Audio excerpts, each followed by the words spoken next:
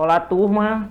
Professora Rose, trazendo para vocês a correção da 7ª atividade, aula sobre multipolaridade, uma nova realidade mundial. Primeira questão, explique o que significa a expressão nova ordem mundial e aponte as suas principais características.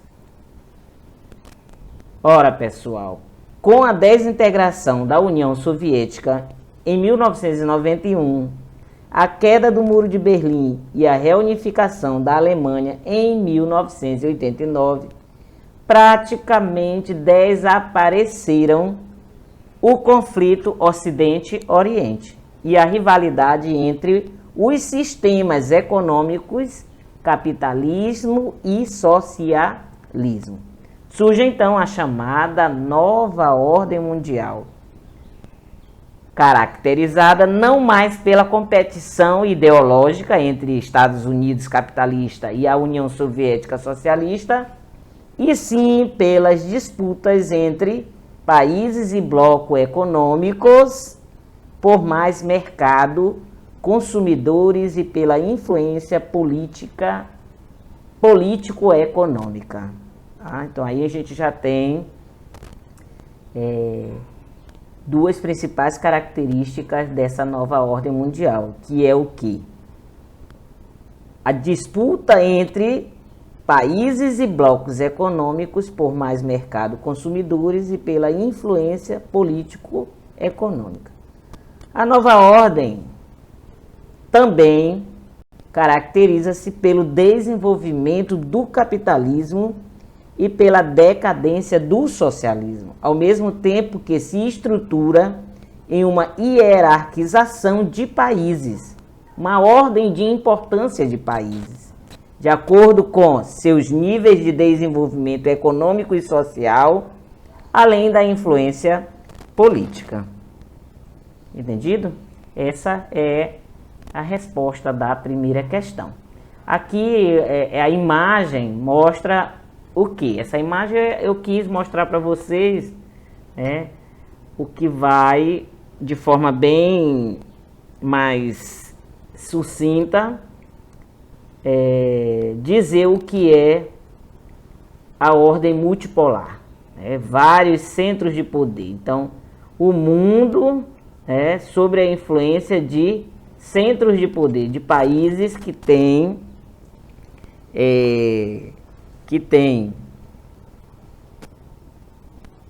uma dominação tecnológica, um domínio tecnológico, um grande desenvolvimento econômico e baseado nessa dominação tecnológica das principais potências econômicas sobre os países subdesenvolvidos e os emergentes, como o caso dos Estados Unidos, com uma maior área de influência na América, o Japão com a maior área de influência em grande parte do Sudeste Asiático e na Oceania, a União Europeia com maior área de influência na Europa e na África, é o que a imagem quer transmitir, é isso. São esses países com o poder do mundo em suas mãos. Finalizando, a nova ordem mundial é também multipolar em razão das alianças econômicas e militares entre os países. Há diversos polos de integração que formam os chamados blocos econômicos, como o Mercosul na América do Sul, o NAFTA na América do Norte e assim sucessivamente, que nós iremos estudar nos capítulos posteriores. Segunda questão. Na nova ordem mundial, a tendência de globalização acelerou o processo de mundialização da produção graças à expansão dos conglomerados internacionais. No mundo pós-Guerra Fria, o poder é medido pela capacidade econômica, disponibilidade de capitais, avanço tecnológico, qualificação da mão de obra, nível de produtividade e índice de competitividade. Usando os indicadores apresentados acima, situe a China, letra A, como potência mundial e letra B como na economia globalizada. Bom, prestem atenção. Na década de 1970, o setor industrial da China expandiu-se e a economia passou a crescer em ritmo acelerado. Os principais fatores que favoreceram esse crescimento foram o contexto da República da China e da República Popular da China, a ruptura da aliança com a União Soviética no início da década de 60 e a aproximação com os Estados Unidos na década de 1970, além da liderança de Deng Xiaoping. Ele mudou os rumos econômicos do país, que passou de uma economia estatal para uma economia mista. Quer dizer, uma integração entre a economia capitalista e a economia socialista, tendo em vista que a China era um país socialista. Quando rompe com a União Soviética e se alia aos Estados Unidos, ela rompe com parte do socialismo, apenas com parte, porque adota a economia de mercado, mas em alguns setores ainda há o socialismo. Nesse período, ocorreu uma abertura gradual da economia chinesa para o mundo e o aumento dos investimentos públicos em ciência e tecnologia. Tratou-se, portanto, da transição parcial de uma economia planificada, que acabei de falar para vocês, uma economia socialista, para a economia de mercado, economia capitalista. Daí a denominação economia capitalista, economia socialista de mercado. Politicamente, porém, a China permanece com forte centralização no poder estatal e é governada por um partido único, o Partido Comunista Chinês. E ainda na década de 70 ocorreu a abertura aos investimentos estrangeiros. E assim ressurgiram as empresas privadas no país, principalmente após a criação das zonas francas, as zonas econômicas especiais. De modo geral, as zonas econômicas especiais estão localizadas nas áreas litorâneas e constituem cidades abertas ao capital estrangeiro que recebem investimentos internacionais, além de portos abertos ao comércio externo. São áreas em que as empresas privadas chinesas e as transnacionais beneficiam-se de vantagens fiscais. A questão da isenção fiscal, não pagar os impostos. Embora o crescimento econômico tenha tirado um grande número de chineses do estado de pobreza, ainda é necessário enfrentar problemas ligados à condição de trabalho precárias, com pouca fiscalização sindical e ambiental. A jornada de trabalho na China encontra-se entre as 10 maiores do mundo. Em média, o número de horas trabalhadas diárias é de 8 a 24 e há vítimas de trabalho escravo no país. Inclusive crianças que são forçadas a trabalhar em fábricas, fazendas, sob o pretexto de formação profissional. Além da mão de obra barata e abundante e dos benefícios fiscais concedidos a empresas que ali se instalam, é necessário destacar as grandes reservas de recursos minerais, como carvão e minério de ferro, e os subsolos governamentais, a produção de energia de baixo custo, no caso a usina hidrelétrica de Três Gargantas, inaugurada em 2006, que é a maior produtora de energia elétrica do mundo.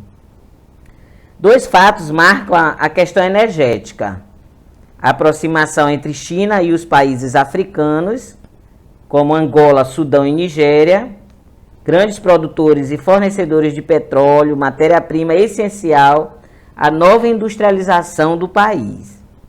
E as disputas territoriais entre China e Japão por um arquipélago localizado no mar da China Meridional, rico em reservas de petróleo e gás, tem provocado instabilidade na região interferindo nas relações comerciais entre os dois países.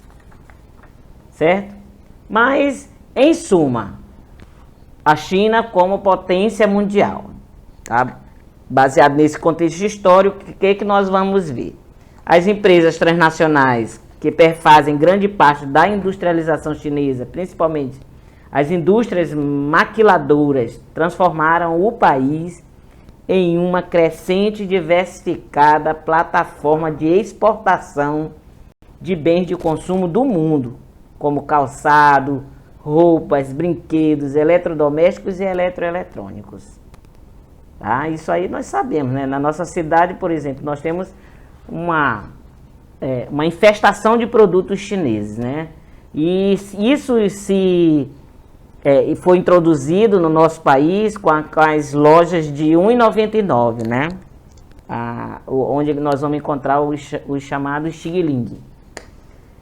E segundo a OMC, que é a Organização Mundial do Comércio, a partir do início da década de 1990, a China passou a apresentar elevados índices de crescimento econômico, com um PIB muitas vezes superior a 10%, e desde a década de 2000 exerce influência significativa na economia mundial. Sua relação com os Estados Unidos mudou muito.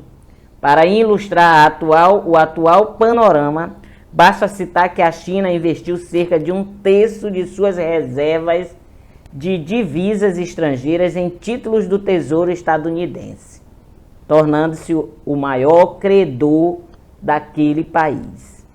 Em 2015, possuía 1,2 trilhão de dólares em títulos da dívida pública dos Estados Unidos. Para selar sua condição de economia globalizada, a China ingressou na Organização Mundial do Comércio em 2001 e submeteu-se a certas regras do comércio internacional, incluindo a liberação de investimentos estrangeiros em setores de telecomunicações e financeiro.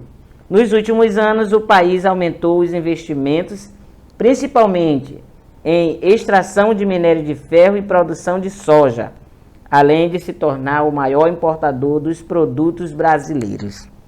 No entanto, na década de 2010, a China passou por mudanças econômicas provocadas pela crise financeira internacional de 2009, quando houve a redução dos investimentos no país em razão da crise econômica dos Estados Unidos, o que levou a uma diminuição do consumo mundial de mercadorias.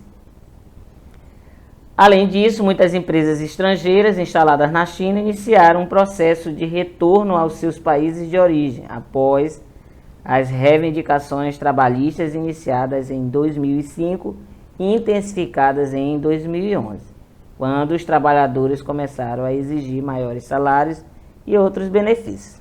Bom, mas no geral, o que nós temos que entender é que o que marca a China na economia globalizada é a sua inserção, né, seu ingresso no mercado como mercado mundial do comércio, e o que faz com que ela desponte como potência mundial é o crescimento, né, o grande parte da sua industrialização, principalmente as indústrias maquiladoras, né, que transformaram aí o país em uma crescente diversidade de plataforma de exportação de bens de consumo do mundo.